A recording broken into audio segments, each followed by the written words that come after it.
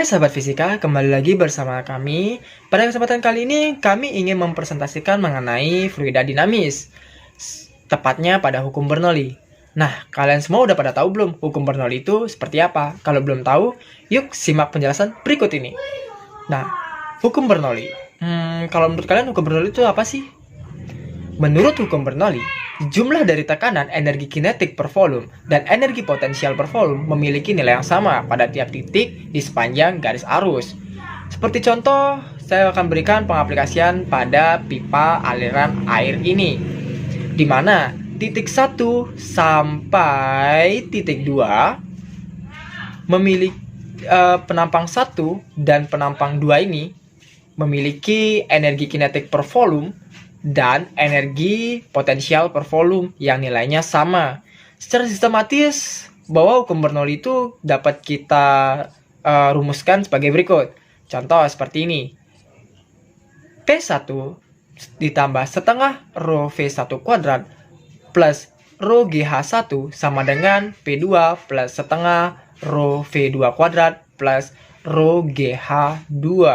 Di mana P itu merupakan tekanan, Rho itu merupakan massa jenis fluida, H itu merupakan ketinggian, V atau velocity merupakan kecepatan, G merupakan percepatan gravitasi yang seperti kita ketahui 10 meter per second.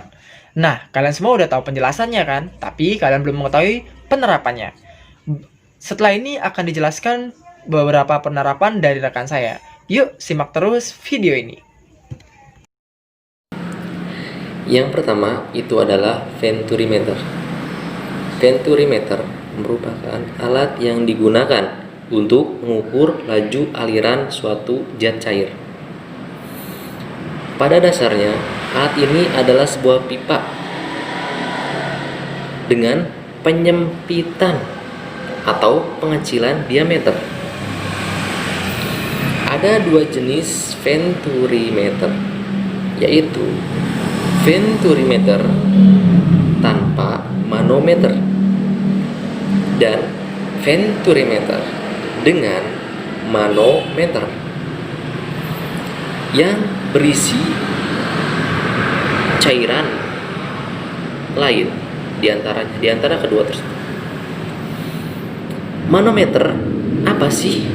Manometer adalah alat pengukur atau alat yang mengukur tekanan udara di dalam ruang yang tertutup.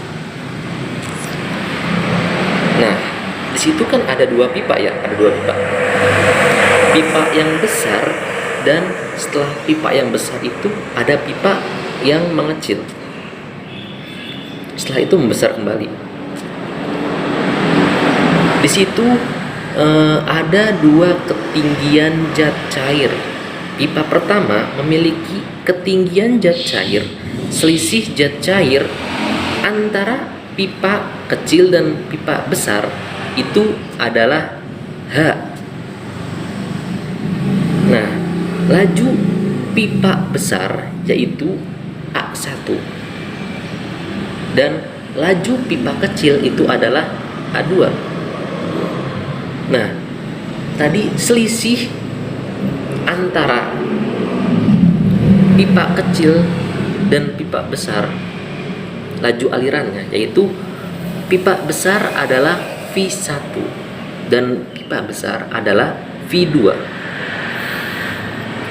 Dan ada tekanan zat cair. Tekanan zat cair pipa besar itu adalah P1 dan tekanan zat cair pipa kecil yaitu P2. Rumusnya, untuk kecepatan aliran pada fluida atau laju aliran fluida di pipa 1 atau pipa yang besar itu adalah akar 2GH per A1 per A2 kuadrat dikurangi 1. Untuk V2-nya, akar 2GH per 1 dikurangi A2 per A1 kuadrat. Untuk keterangannya bagaimana? A1 itu merupakan luas penampang pipa 1 dan A2 itu luas penampang pipa 2. Dua-duanya dalam satuan meter persegi. Kemudian V1 kecepatan pada penampang pipa 1 yang lebih besar. V2 adalah kecepatan pada penampang pipa 2 yang mengecil. Dua-duanya satuannya meter per sekon.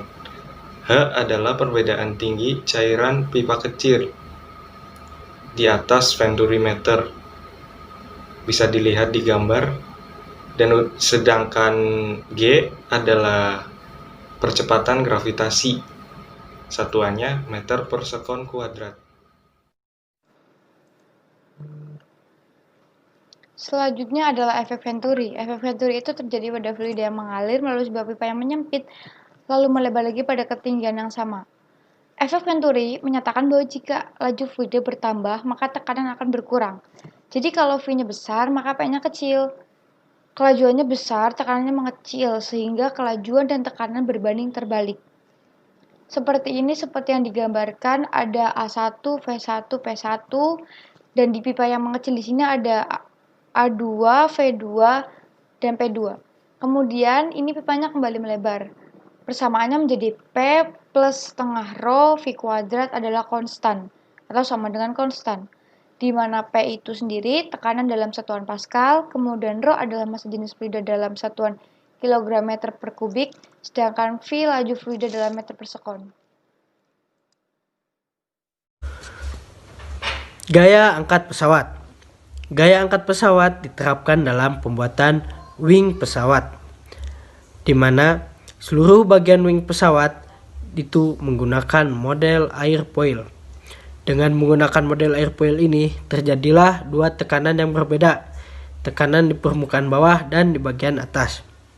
Sehingga terjadilah pembentukan power tag. Ketika pesawat mulai melaju, power tag akan terdorong ke belakang dan menghasilkan pengurangan gaya angkat dan penambahan gaya hambat.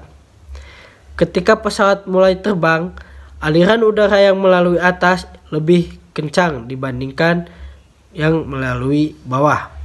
Sehingga dengan begitu, tekanan di bagian bawah lebih besar dibandingkan tekanan di bagian atas. Dengan perbedaan tersebut, terjadilah gaya angkat dan menimbulkan gaya angkat di bagian pesawat. Sekarang kita jelaskan, secara fisika, pada bagian sayap pesawat mengalami dua aliran udara. Yang pertama, aliran turbulen, dan di bawah sayap aliran laminer.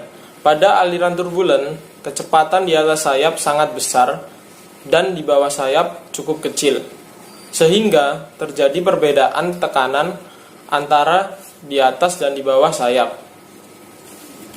Dapat disimpulkan, kecepatan udara di atas sayap lebih besar daripada kecepatan udara di bawah sayap.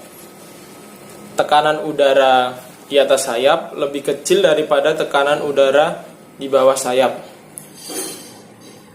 Sehingga gaya di atas sayap lebih kecil daripada gaya di bawah sayap.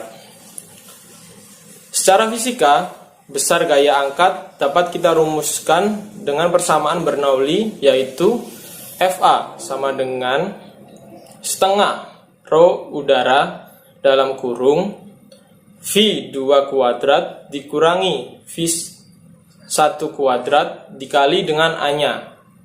Dengan keterangan FA sama dengan gaya angkat, rho udara sama dengan massa jenis udara dalam satuan kilogram per meter kubik, V2 sama dengan kecepatan di atas sayap dalam satuan meter per sekon, V1 sama dengan kecepatan di bawah sayap dalam satuan meter per sekon, A sama dengan luas total sayap dalam satuan meter persegi. Nah, pada bagian ini kami ingin memberikan satu soal dan pembahasannya. Contoh seperti ini. Sebuah pesawat terbang dengan kecepatan tertentu hingga udara yang melalui bagian atas dan bagian sayap yang luas permukaannya merupakan 60 meter kuadrat, bergerak dengan kelajuan masing-masing 320 meter per sekon dan 290 meter per sekon. Pertanyaannya, tentukan besar gaya angkat pada sayap tersebut dengan massa jenis udara 1,3 kg per meter kubik. Nah, bagaimana penyelesaiannya? Pertama-tama, kalian sebagai anak fisika harus menentukan diketahuinya terlebih dahulu, sehingga kalian mengetahui apa-apa saja yang sudah kalian ketahui dari pernyataan di atas. Contoh seperti ini.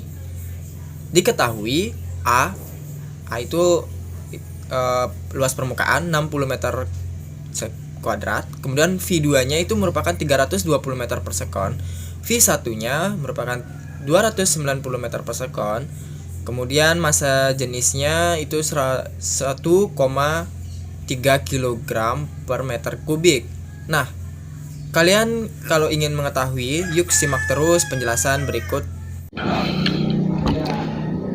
Pada awal video tadi dijelaskan bahwa persamaannya adalah 1/2 dikali ruang udara dalam kurung V2 kuadrat dikurang V1 kuadrat dikali A.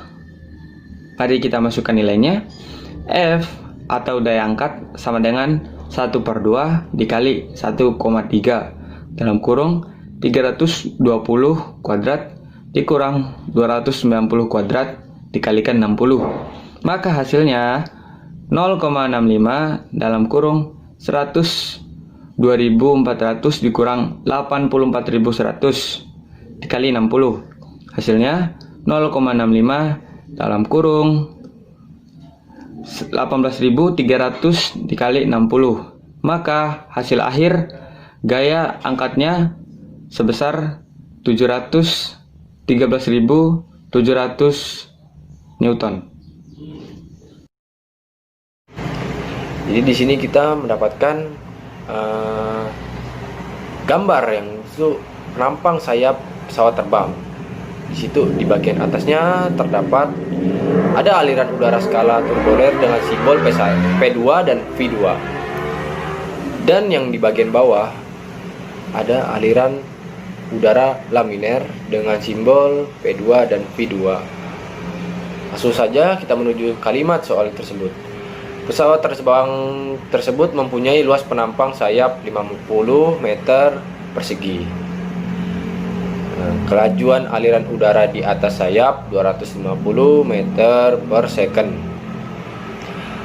Kelajuan aliran udara di bawah sayap adalah 200 meter per second. Dan kerapatan udara adalah 1,2 kg per meter kubik. Berapa besar gaya angkat pada sayap tersebut? Nah, kira-kira apa saja besaran yang terdapat pada soal ini?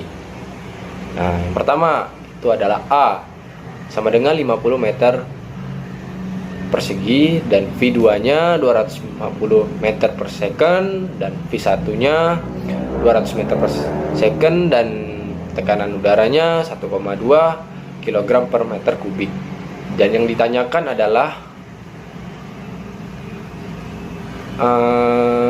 berapa gaya angkatnya, dan ini akan dilanjutkan oleh rekan saya selanjutnya. Terima kasih. Kita telah mempelajari bahwa besar gaya angkat pada pesawat dengan persamaan FA sama dengan setengah dikali rho udara dalam kurung V2 kuadrat dikurang V1 kuadrat dikalikan A. Kita masukkan nilainya setengah dikali 1,2 dikali 250 kuadrat dikurang 200 kuadrat dikalikan 50. Besar gaya angkat 0,6 dikali 62.500 dikurang 40.000 dikalikan 50. Maka gaya angkat 0,6 dikali 22.500 dikali 50. Sehingga hasil akhir yang kita peroleh adalah 675.000 Newton. Artinya, besar gaya angkat untuk mengangkat beban pesawat sebesar 675.000 Newton. Jadi, sampai di sini saja hasil dari kerja kelompok kami. Jika ada salah kata, kami mohon maaf. Sekian dan terima kasih.